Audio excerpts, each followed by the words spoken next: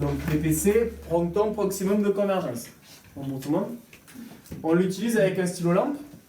Et on va rapprocher le stimulus, rapprocher. Et on va essayer d'observer s'il y a plusieurs comportements au point de bruit. Soit les deux yeux convergent, le mec ne voit jamais double et il garde la fixation, ça s'appelle pas de bruit.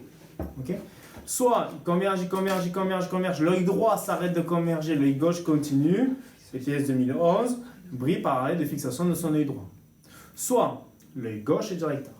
Soit il converge et hop, il part en divergence, ça s'appelle un évasement. Soit il converge, il s'arrête. Du coup, il va double, ça s'appelle bruit par arrêt de convergence. So. Le PPC, notre but à nous, c'est un examen préliminaire quand on va à licence, ce qui veut dire que c'est uniquement à l'aide d'un stimulus lumineux, on va voir si le sujet a un examen préliminaire, on va voir s'il a des bonnes réserves fusionnelles positives ou des bonnes réserves fusionnelles négatives.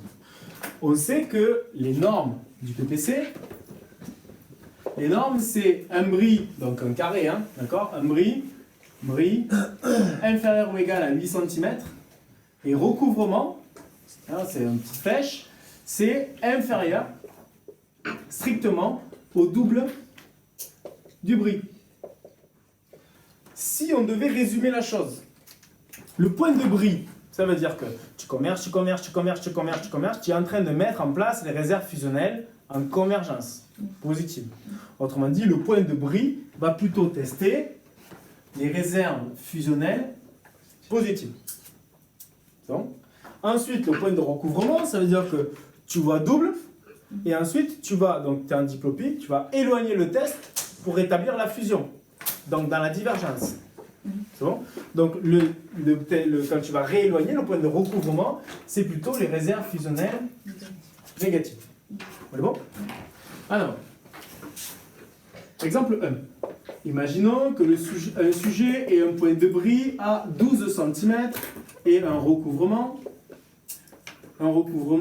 à 15 cm. Donc déjà, est-ce que le sujet est dans les normes? Non. Pourquoi? Parce que le bris est supérieur à 8 cm, donc il aurait un problème de réserve fusionnelle positive, en tout cas une insuffisance, et le recouvrement serait dans les normes parce qu'il faut qu'il retrouve la fusion avant 24. Autrement dit, il aurait uniquement un problème de réserve fusionnelle positive. C'est bon? Problème du coup de réserve fusionnelle positive. Autrement dit, lui, il va être gêné. Et du coup, il a aussi un problème de réserve fusionnelle négative, non? Pourquoi? Mais si c'est pas le double... Eh bien, non, justement, au contraire, c'est bien. Ça veut dire, d'accord, ça veut dire qu'en fait, il faut qu'il retrouve, donc tu rapproches, 12 cm. Normalement, c'est 8 cm, donc c'est beaucoup plus près. Donc, ce qui veut dire que tu rapproches, trop loin, il voit à 12 cm, il voit double. Toi, tu vas rééloigner, mais sauf que très vite, il rétablit la fusion. Donc, dans la divergence, il est pas mal. Okay? Ce qui sous-entend que, au niveau du point de recouvrement, l'individu est dans les normes. Donc, il a visiblement 15 cm, c'est extrêmement rapide quand tu brises à 12. C'est-à-dire qu'il aurait d'excellentes réserves fusionnelles négatives. Excellentes. Ce qui sous-entend que déjà, on pourrait dire qu'il y a un problème dans Percival. Enfin, on peut anticiper un problème dans Percival. Si on mesure les réserves fusionnelles à l'aide des diasporamètres et qu'on s'aperçoit que Percival n'est pas respecté, alors dans ce cas-là, c'est normal. On a mis en évidence un problème de trop fort delta entre les réserves fusionnelles positives et négatives. Percival, c'est quand vous allez avoir trop de réserves fusionnelles d'un côté par rapport à l'autre. Donc votre rond du milieu, le tiers milieu, n'est pas dans la zone de la ligne de demande, votre zéro n'est plus dans la ligne de demande, n'est plus dans le tiers milieu de la zone de visionnette T5. Okay. Autrement dit, lui, réserve fusionnelle positive, pas bonne, réserve fusionnelle négative, au top. Si le mec, si on dégrossit, qu'on simplifie à fond la chose, s'il est exo ou s'il est éso, coton ou pas coton? Exo. Un exo va lutter pour essayer de mettre en place sa fusion motrice, pour bien compenser sa forêt dissociée, va essayer de lutter avec ses réserves fusionnelles positives ou négatives? Positives. Sauf que lui, ses réserves fusionnelles positives, sont pas bonnes. Donc pas cotant. C'est bon? Par contre, s'il est ESO, il aura d'excellentes réserves fusionnelles négatives. Autrement dit, content.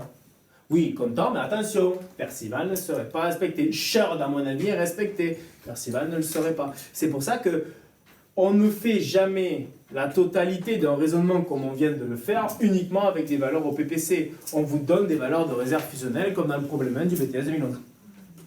Okay? C'est juste pour vous donner une indication. La dernière fois que PPC est tombé, du coup, c'était en 2014, avec sur un œil, le bris d'un œil, on vous disait, on met le Madoc sur l'œil directeur. Et vous saviez qu'il y avait bris de son œil droit, donc l'œil gauche est directeur, donc je mets le Madoc sur son œil gauche. Mais l'interprétation comme ça du bris du PPC, bon, c'est un peu borderline, quoi. C'est bon, t'as capté? Ouais. Et après, ça fait la même chose en fait de l'autre côté. Si tu as un excellent bris, ça veut dire que tu as d'excellentes réserves fusionnelles positives. Si tu as un excellent recouvrement, tu as d'excellentes réserves fusionnelles négatives. Autrement dit, que tu sois ESO ou que tu sois ESO. Si par contre un individu se retrouve avec un bris excellent, un recouvrement très mauvais, s'il est exo, c'est bien parce qu'il va avoir des bonnes réserves fusionnelles positives. Par contre, s'il est exo, s'il est ESO, c'est bon?